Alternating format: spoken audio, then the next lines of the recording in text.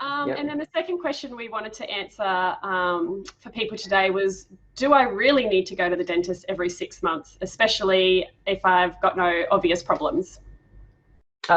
Really good question. There's no yes or no around that. Like every person is very different. So I have patients that come in every 3 months because they've got susceptibility to decay or they've got susceptibility to gum disease, and that's just the care that they need. Others will come in every 12 months because they don't have any problems at all, and they've continued to be like that for a long time, over a number of years. So it's all about risk mitigation, and everyone's a little bit different. 6 months is kind of like the gold standard as to where most people fit in. If you've got concerns around, you think you're going too frequently or not frequent enough, ask your dentist. They're really the best person who's going to know where you sit with that risk level. So it depends. I know you guys would love to, hear me say every 5 years or 10 years, but unfortunately, some of those diseases out there can be pretty nasty, and if they get away from you, it can go from just a simple procedure or simple maintenance cleaning or something to full-blown periodontal, like gum surgery, loss of teeth.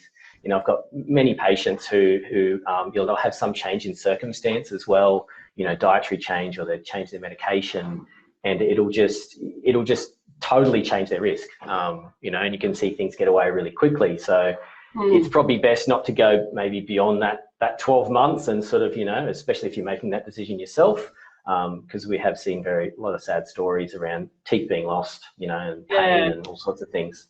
Yeah, and I think it's important to note too that you don't always notice that there's something going on. Like, there's certain types of gum disease, for example, in its early stages can go undetected for quite a while, other than maybe a bit of bleeding when you brush or floss, which kind of has the stigma of, well, that's normal, but it's not.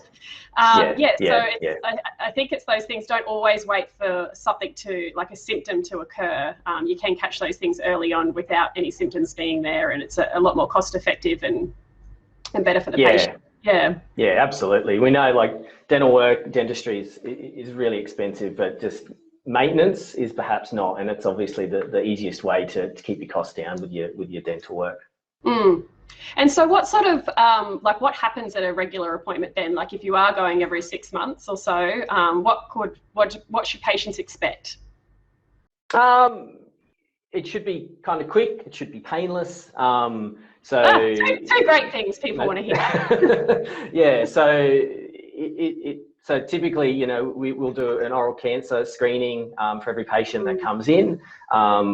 We don't always get X-rays. They're, once again, like a kind of standard is around every 2 years that you'll get X-rays to check in between the teeth for decay. But a routine check would just be oral cancer, checking gum health as well, checking all your teeth for decay, any wear, cracking, erosion, those sorts of things.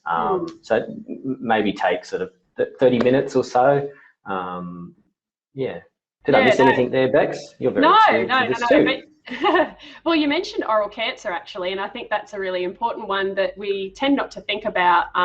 Again, it's one of those silent conditions that generally don't get diagnosed until the very late stages, and your dentist is absolutely the best person that can identify if there's an area that doesn't look right. I read something the other day, statistically there's about 900 diagnosed cases of oral cancer just here in Australia alone, and that's the ones that we know about, so and I mean, we've seen it, haven't we, Heath, in our practice?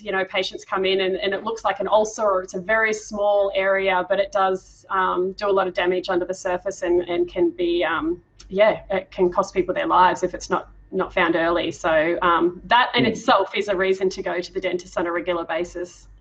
Yeah, absolutely. And there's some really cool technology out there now, like dentistry is just advancing so much in the last sort of few years around this as well, to be able to get to that and look at those lesions and get them really early, refer you off to a specialist and get it looked at. And, hopefully it's nothing, but staying on top is always best, obviously, with this sort of thing.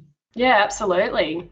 Awesome. Well, thanks, Heath. I hope people got a lot of value out of those 2 questions today. And as I said, if you do have any lingering, looming concerns or questions that you want answered by Dr. Heath Fraser, shoot us an email, hello@airsmile.com. While you're there, check out our website. Heath and I have put together a platform specifically for patients to be able to connect with the dentist that's perfectly matched for them. You can find out more at airsmile.com. And yeah, we hope to see you again here live on Facebook again soon. Thanks, Heath. Great. Thanks, Bex. Bye.